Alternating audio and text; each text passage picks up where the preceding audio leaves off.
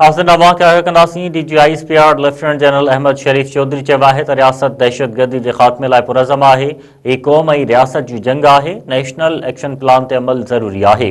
रावलपिंडी में press conference कंदे DGI spare चयो आहे त दहशतगर्द ख़ारजी आहिनि। उन्हनि जो इस्लाम, पाकिस्तान या बलूचिस्तान सां को बि तालुक़ न आहे। KPK में दहशतगर्दी के सियासी पुठभराई हासिल है। DGI स्पेयर चयो आहे त अफगानिस्तान ख़िते में दहशतगर्दी जो गढ़ बनियल है। पाक फौज के तर्जमान वधीक चयो आहे त गुज़िरियल साल मुल्क में दहशतगर्दी के ख़ात्मे लाइ गैर मामूली कार्रवाइयूं कयूं वयूं। इंटेलिजेंस बुनियादनि ते कयल 75,175 कार्रवाइयूं 2,397 दहशतगर्दनि के मारियो वियो। दहशतगर्दी के वाक़िअनि में 1,235 शहरी ऐं सिक्योरिटी एहलकार शहीद थिया।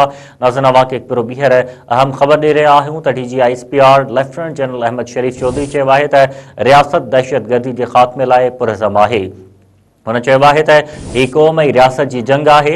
नेशनल एक्शन प्लान ते अमल ज़रूरी आहे। रावलपिंडी में प्रेस कॉन्फ्रेंस कंदे DGI स्पेयर चयो आहे त दहशतगर्द ख़ारजी आहिनि। उन्हनि जो इस्लाम, पाकिस्तान या बलूचिस्तान सां को बि तालुक़ न आहे। KPK में दहशतगर्दी के सियासी पुठभराई हासिल है। अफगानिस्तान ख़िते में दहशतगर्दी जो गढ़ बढ़ियल है। पाक फौज के तर्जमान वधीक चयो आहे त गुज़िरियल साल मुल्क में दहशतगर्दी के ख़ात्मे लाइ गैर मामूली कार्रवाइयूं कयूं वयूं।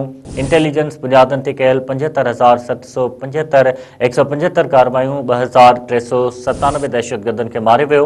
दहशतगर्दी के वाक़िअनि में 1,235 शहरी ऐं सिक्योरिटी एहलकार शहीद थिया।